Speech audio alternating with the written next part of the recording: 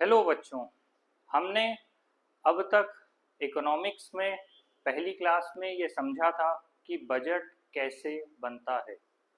साथ ही अभी starting phase में आप अपने घरेलू बजट के माध्यम से ये समझने का प्रयास कर सकते हैं कि कैसे दैनिक जीवन में आप बजट का प्रयोग करते हैं और कैसे वो एक राष्ट्र के स्तर पर बनता है। हालांकि अभी इतनी गहराई में आपको जाने की ज़रूरत नहीं है।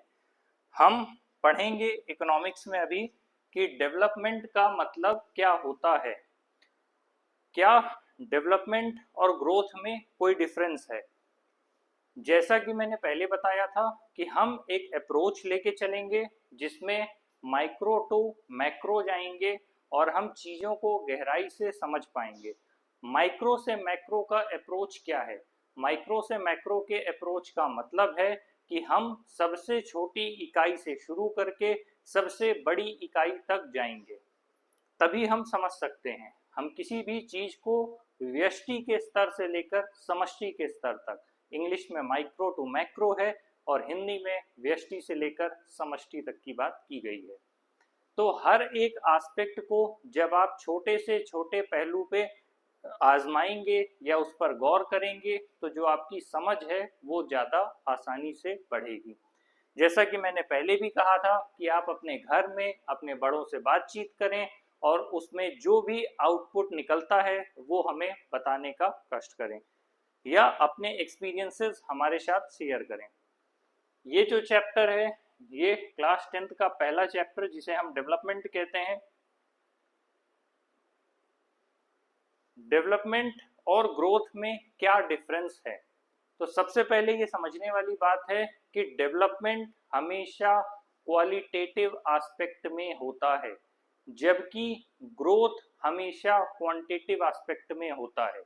जैसे एग्जाम्पल के लिए आपकी ही क्लास में कुछ बच्चे ऐसे होंगे जिनकी हाइट थोड़ा ज़्यादा बढ़ गई होगी, कुछ लोग हैं जिनकी हाइट थोड़ा कम रह गई है। लेकिन क्या आप ये मान सकते हैं कि इसकी वजह से आप इसे डेवलपमेंट कहेंगे?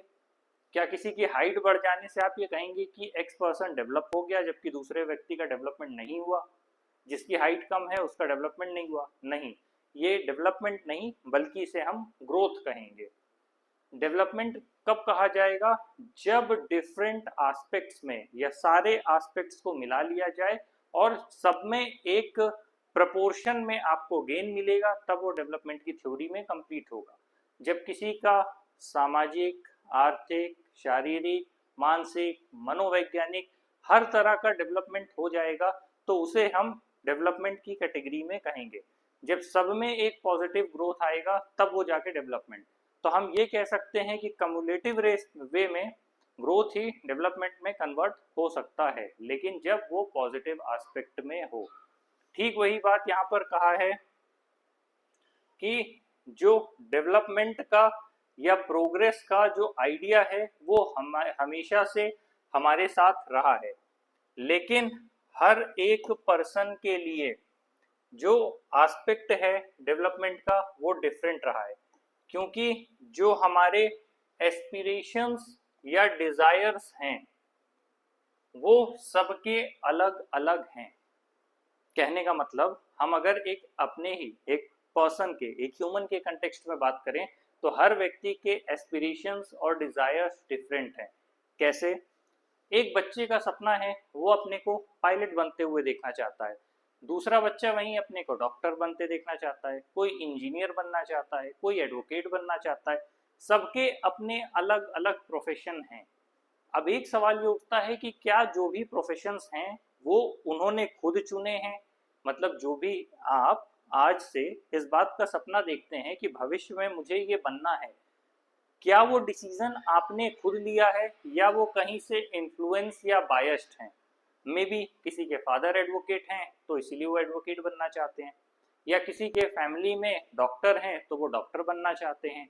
तो कहने का मतलब ये है, तो क्या हम डेवलपमेंट के एस्पेक्ट को कैसे मेजर करें?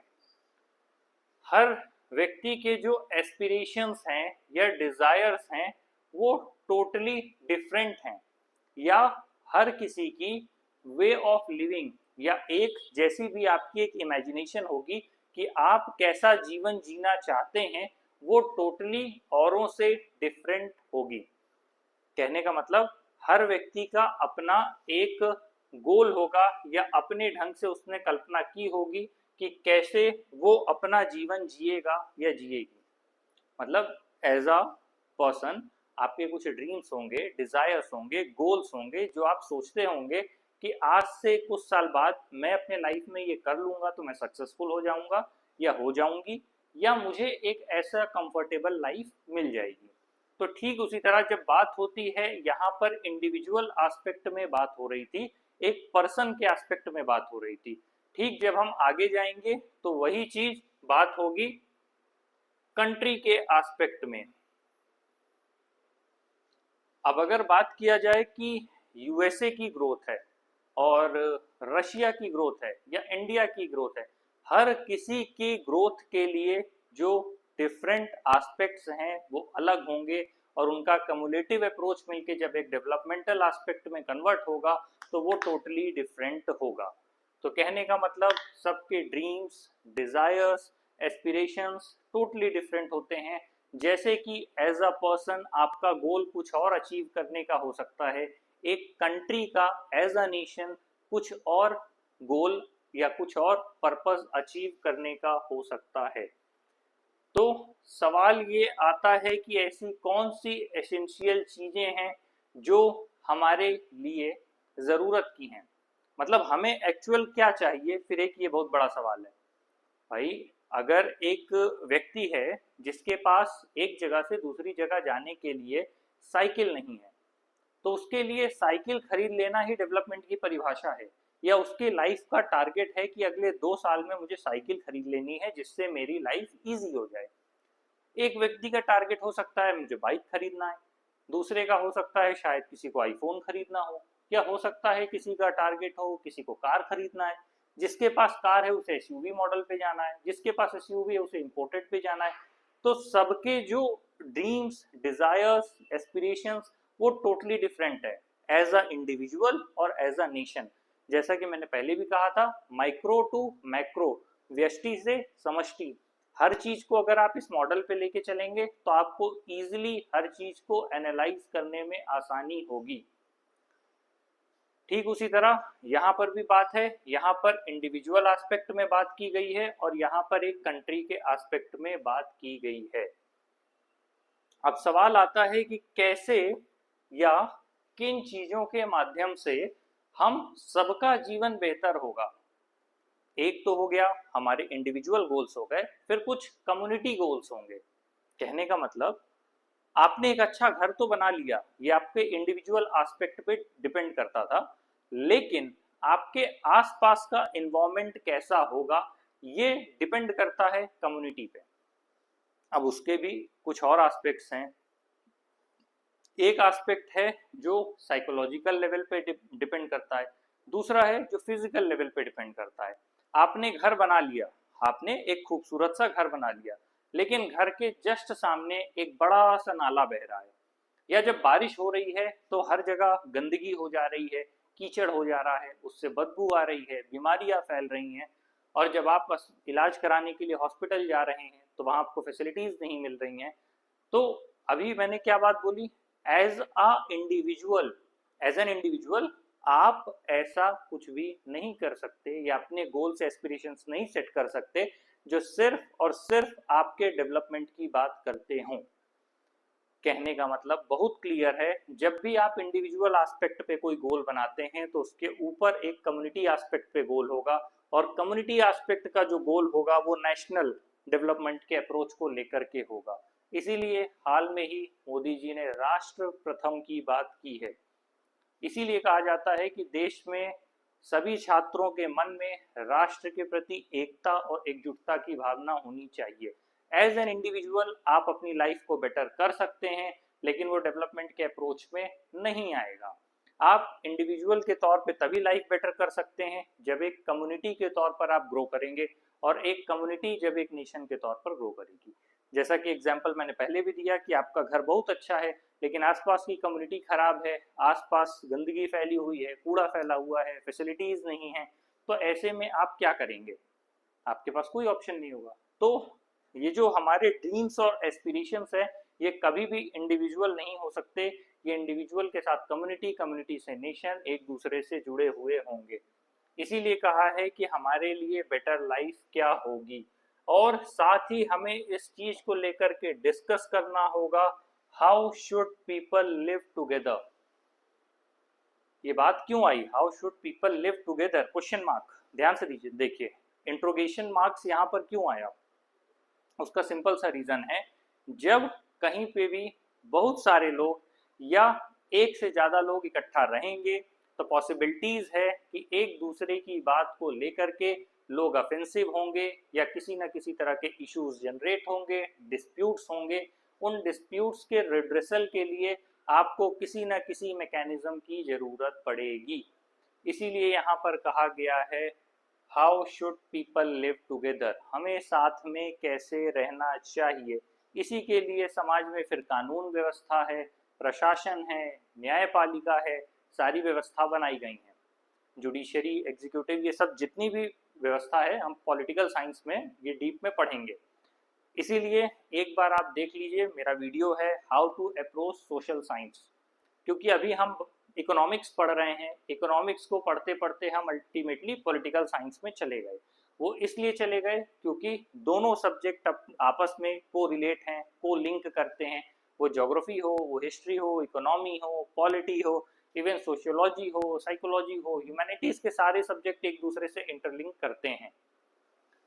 तो हम यहाँ पर बात कर रहे थे कि how should people live together, इसके लिए हमारे पास पुलिस होना चाहिए। अब पुलिस किसके कंट्रोल में है? स्टेट के कंट्रोल में है। फिर स्टेट से क्या हुआ, क्या होगा? स्टेट किसके कंट्रोल में है? गवर्नमेंट के कंट्रोल में। गवर्नमेंट कौन? स्टेट गवर्नमेंट या सेंट्रल गवर्नमेंट।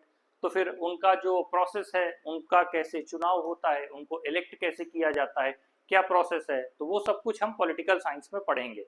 लेकिन साथ में जब रहेंगे तो किसी ना किसी तरह का विवाद होगा, उस विवाद को किसी तरह सोल्यूशन तक ले जाने के लिए हमें एक मैकेनिज्म की जरूरत होगी, और वो मैकेनिज्म क्या होगा इसको लेकर के बात कर रहा है। इसीलिए यहाँ पर क्वेश्चन मार्क लगाया है। अब ध्यान से समझिए, हम बात कर रहे हैं अभी तक डेवलपमेंट अप्रोच की। उस डेवलपमेंट अप्रोच में हमने बात कर ली इंडिविजुअल लेवल से कम्युनिटी लेवल तक, कम्युनिटी लेवल से हमने नेशन के लेवल तक बात कर ली। ठीक उसी तरह किस तरह की लाइफ होनी चाहिए, या किस तरह के dreams, desires, aspirations, goals, purpose हर इंसान के अलग हैं। साथ ही हम अगर साथ रहते हैं तो किस तरह रहना चाहिए, क्या can there be more equality. ये बात क्यों आ रही है, इक्वालिटी की बात क्यों आ रही है? क्योंकि कहीं ना कहीं आपस में ह्यूमंस के बीच में एक अनफेयर देखने को मिलता है, जो भी ट्रांजैक्शन है वो अनफेयर देखने को मिलता है।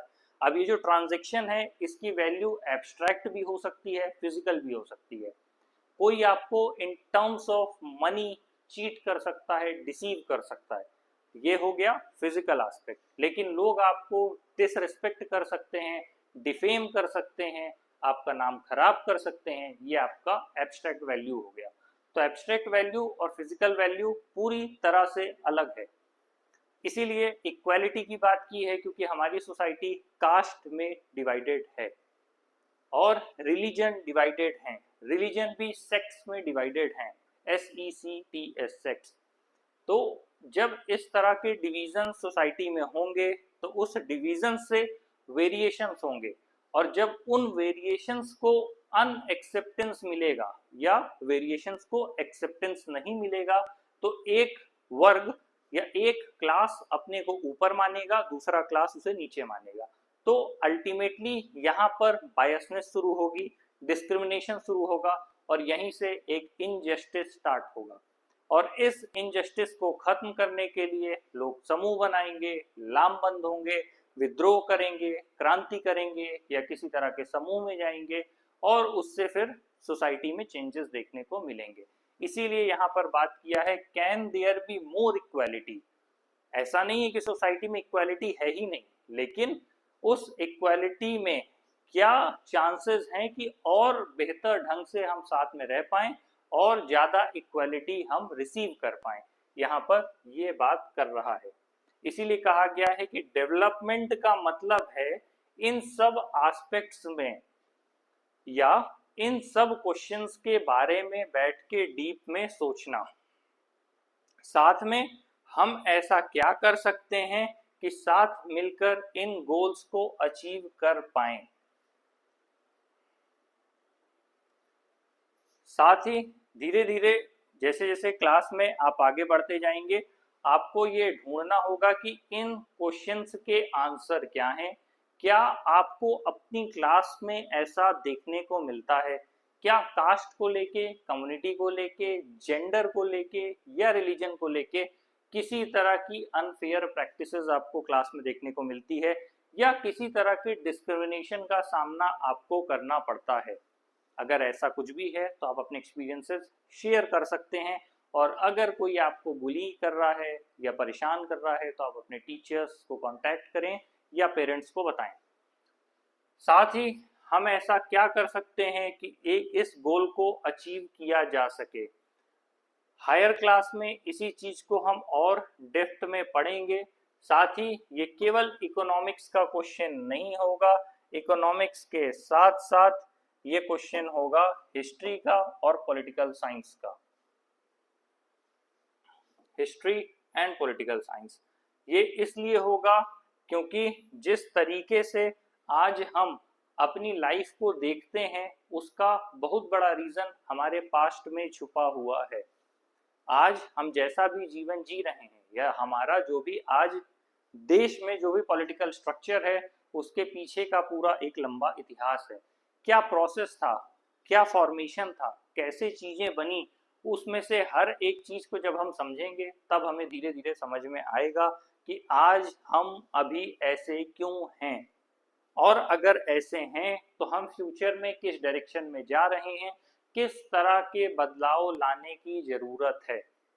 Even in terms of constitution, in terms of different things, क्या और चेंजेस हो सकते हैं। तो वो पढ़ने के लिए हम पहले अपने पास्ट को थोड़ा अच्छे से डीपली पढ़ेंगे और साथ ही पॉलिटिकल साइंस को समझने की कोशिश करेंगे कि जो भी अभी हमारा प्रेजेंट स्ट्रक्चर है क्यों है, कितना बेहतर है, और देशों का क्या स्ट्रक्चर है, क्या पॉसिबिलिटी है कि हम इसमें किसी तरह का कुछ चेंजेस कर सकते हैं। हम किसी भी तरह के चेंज की कल्पना नहीं कर सकते हैं जब तक कि इन छोटे छोटे मुद्दों के बारे में गहराई से एक अंडरस्टैंडिंग डेवलप नहीं कर लेते हैं। मतलब चेंज की बातें करना बेमानी है अगर आपको सही से हिस्ट्री नहीं पता, हिस्ट्री से कनेक्टेड आपको पॉलिटी नहीं पता, हिस्ट्री और पॉलिटी की कंटेक्स्ट में आपको ज्योग्राफी नहीं पता, तो इस तरह की बातें करना बेकार है। जैसे हाल में ही इंडो और पाक को लेकर जो टेररिज्म का मुद्दा हुआ उसमें सबसे पहले इंडस वाटर ट्रीटी का सवाल उठा जो कि 1960 से रिलेटेड था। तो अगर आपको ज्योग्राफिकल लोकेशन नहीं पता, उसका हिस्टोरिकल एस्पेक्ट नहीं पता और उसका इकोनॉमिक बेनिफिट नहीं पता, तो इन सारी चीज़ों को आप स्टडी नहीं कर पाएंगे, ना ही एनालाइज कर पाएंगे। साथ ही कोई भी गोल अगर हमको हासिल करना है वो डेमोक्रेटिक पॉलिटिकल वे में ही हम हासिल कर सकते हैं। मतलब बिना किसी लड़ाई झगड़े, बिना किसी तनाव के, बिना किसी प्रॉब्लम को क्रिएट किए हुए, एक डेवलपमेंटल एस्पेक्ट के साथ आगे बढ़ते हुए हम इस चीज को, मतलब जो ये प्रॉब्लम है उसको हम सॉल्व कर सकते हैं। लेकिन वो तभी पॉसिबल है जब हमारे पास एक डीप लेवल ऑफ अंडरस्टैंडिंग हो। उस अंडरस्टैंडिंग से ही हम फ्यूचर को कनेक्ट करके देख सकते हैं।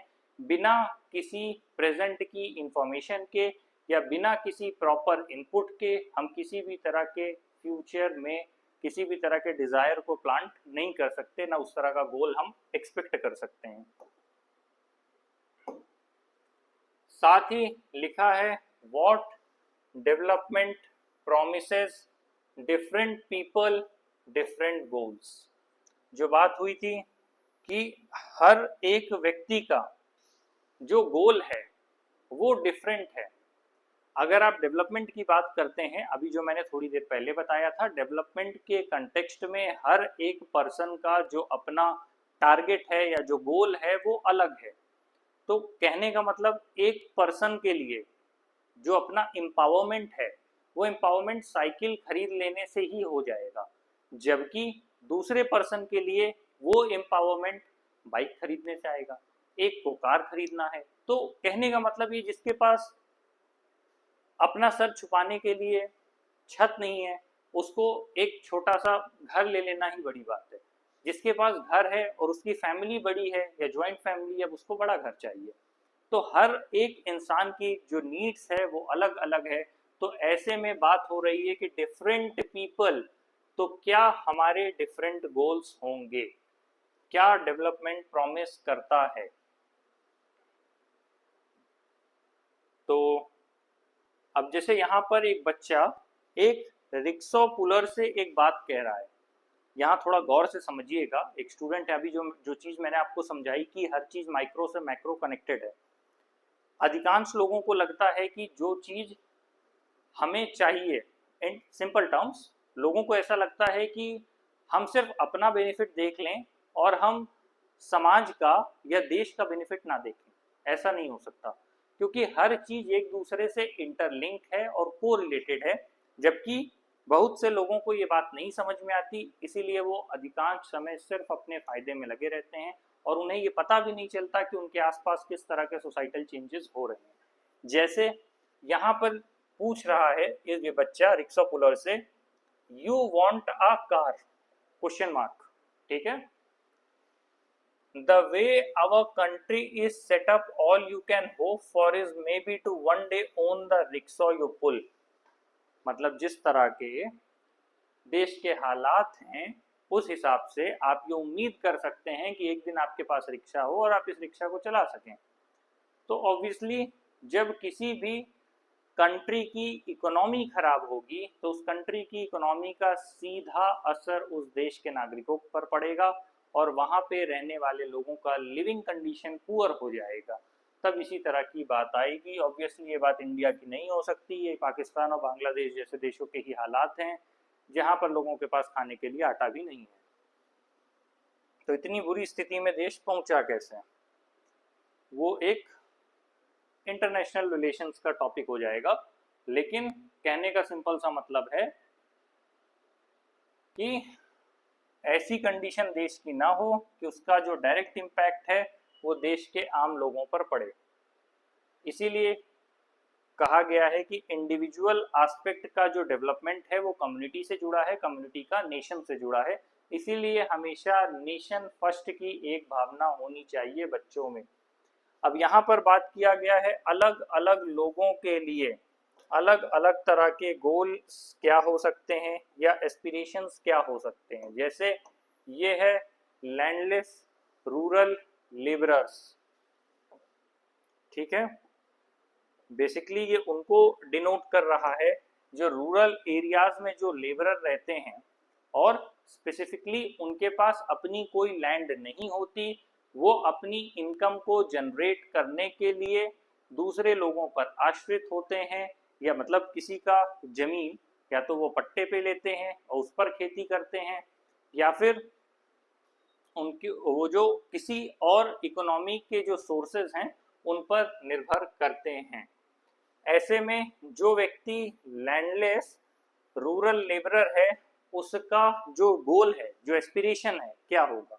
अब आप समझिए, आप क्लास 10th में हैं, आपकी जो रिक्वायरमेंट्स हैं वो टोटली डिफरेंट होगी। आपको कुछ और चाहिए होगा, आप किसी और चीज़ का सपना देख रहे होंगे। लेकिन एग्जैक्टली अगर हम बात कर रहे हैं दूसरे को, तो हमें दूसरे के पर्सपेक्टिव से चीज़ों को समझना सीखना होगा।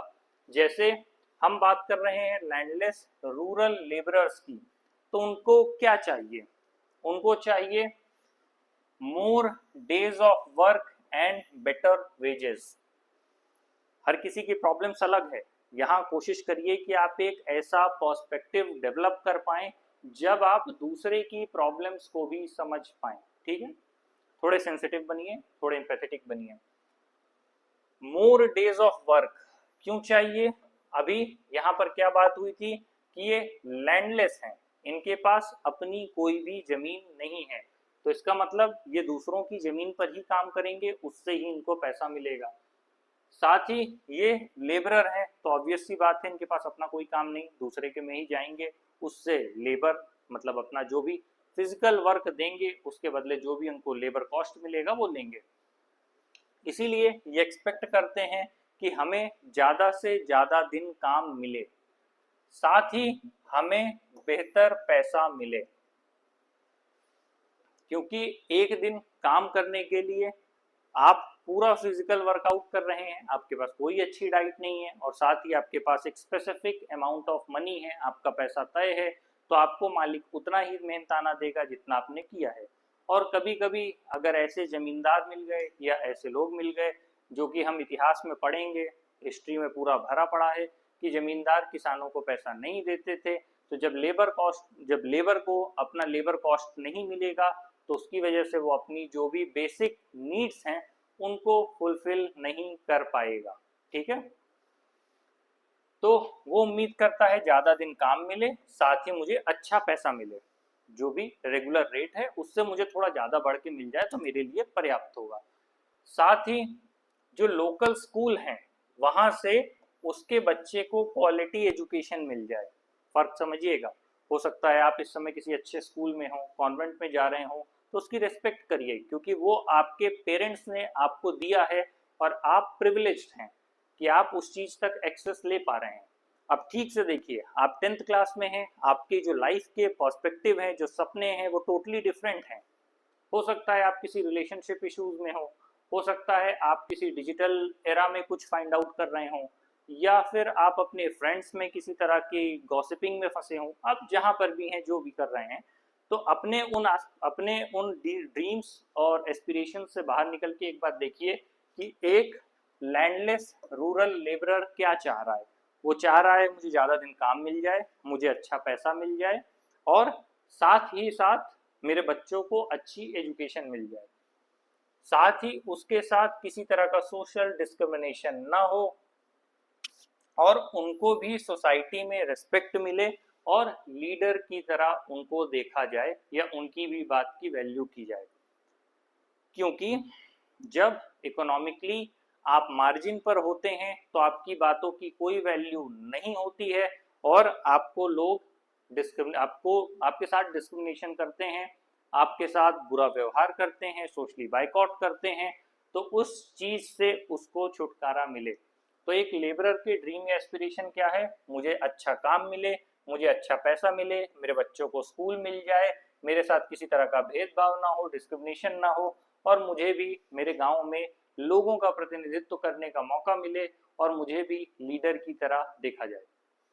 तो ये सपना है किसका? एक लैंडलेस रूरल लेबरर का। ठीक है, अब तक हम बात कर रहे थे लेबरर की जो कि लैंडलेस है।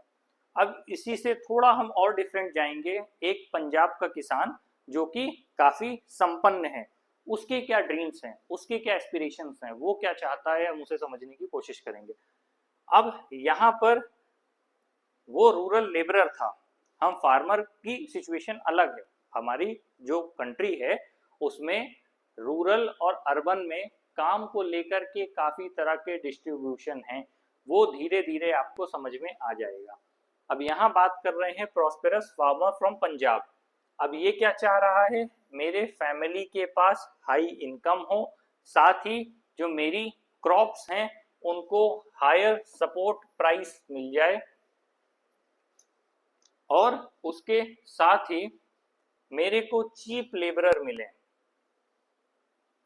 और उसके अलावा वो अपने बच्चों को फॉरेन में सेटल कर पाए। अब यहाँ हम थोड़ा डिफरेंस देखने की कोशिश करेंगे, हर आदमी के सपने कितने डिफरेंट हैं। यहाँ कोशिश करिए एक तरह के पर्सपेक्टिव को जनरेट करने के लिए। ठीक है, उस पर्सपेक्टिव की बात हो रही है, आराम से देखिए। ऊपर लैंडलेस रूरल लेबरर है, जबकि सेकंड में एक प्रॉस्पेरस फार्मर पंजाब से है। ऊपर वाले में जो आपके लेबरर है वो एक्सपेक्ट कर रहा था कि मुझे बेहतर पैसा मिले, जबकि जो आपका पंजाब का किसान है वो ये सोच रहा है कि मुझे चीप लेबरर मिले।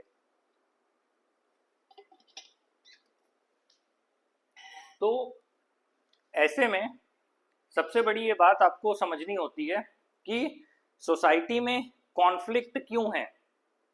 अब यहां पर समझिए, आपने एक सपना देखा कि मुझे ये एक चीज लेनी है और मैं ले लूंगा, और दूसरे व्यक्ति को भी वही चीज चाहिए, या फिर जो चीज आपको जो चीज आपको सस्ते में चाहिए वो दूसरा आदमी आपको महंगे में बेच रहा है।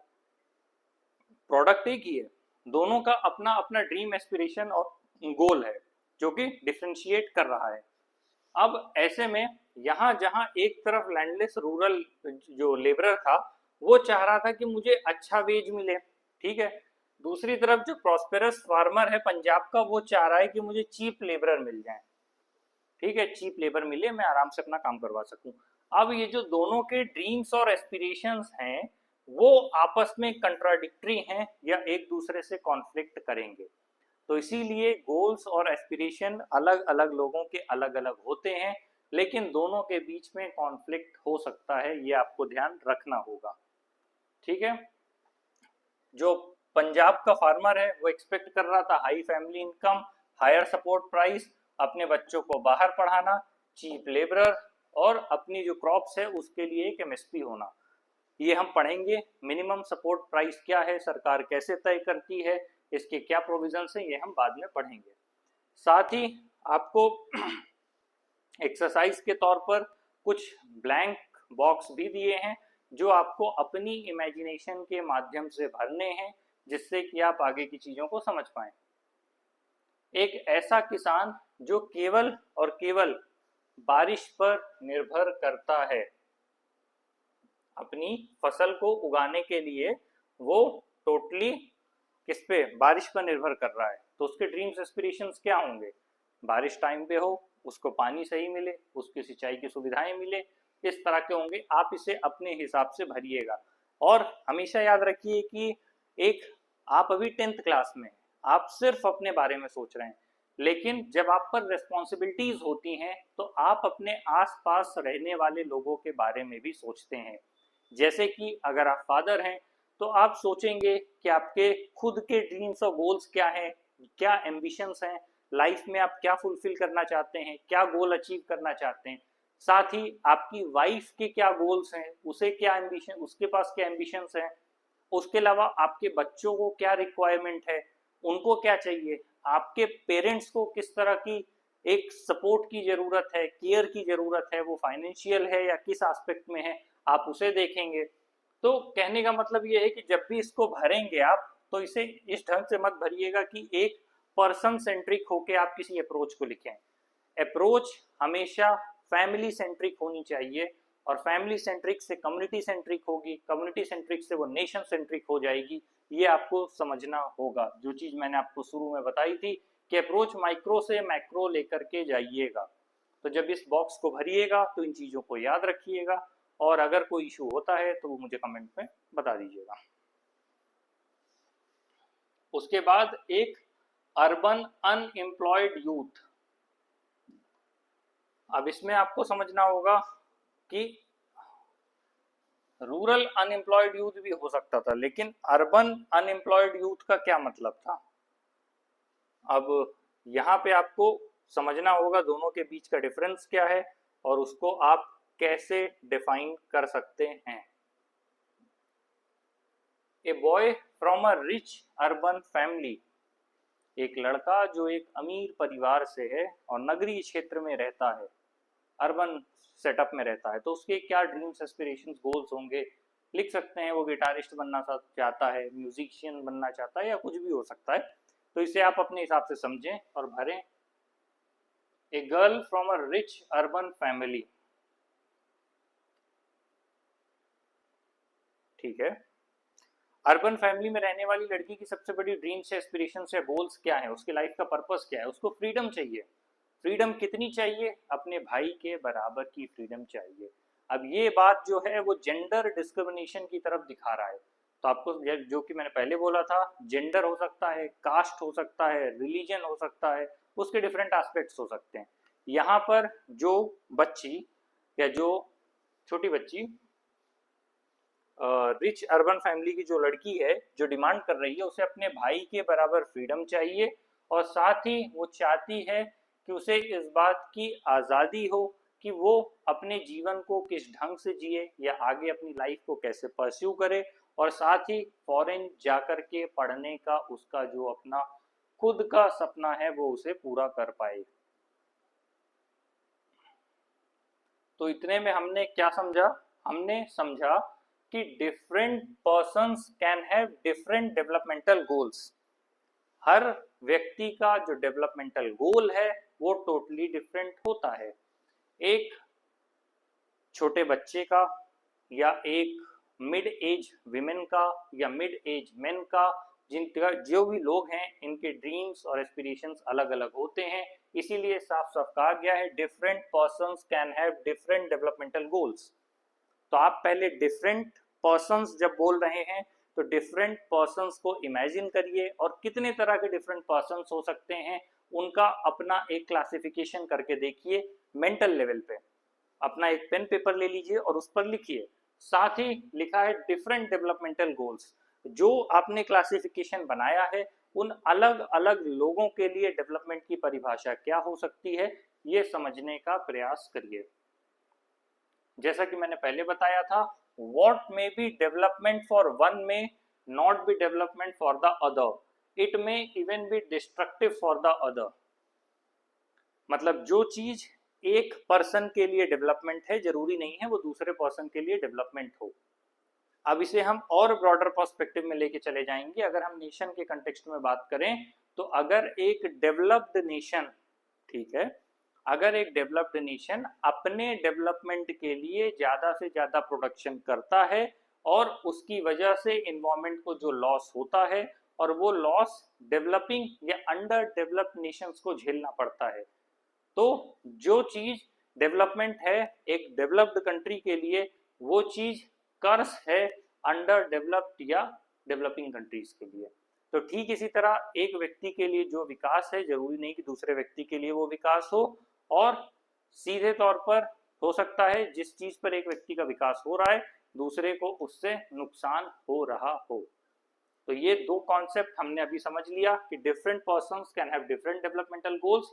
दूसरा हमने समझा what may be development for one may not be development for the other, it may be even destructive for other. तो ये दो कॉन्सेप्ट हमने समझ लिया कि अलग अलग लोगों के अलग अलग डिफरेंट गोल्स होते हैं। दूसरा, जो चीज किसी एक पर्सन के लिए डेवलपमेंट है जरूरी नहीं है वो दूसरे के लिए भी डेवलपमेंट हो, वो दूसरे के लिए डिस्ट्रक्टिव भी हो सकता है। तो अभी के लिए इतना काफी है। हमने ये दो कॉन्सेप्ट पढ़ा है। अब हम अगली क्लास में समझेंगे इनकम एंड अदर गोल्स क्या है, और अगर इस बीच कोई क्वेश्चन होता है तो आप मुझसे डायरेक्टली कांटेक्ट कर सकते हैं। Have a good day, bye bye.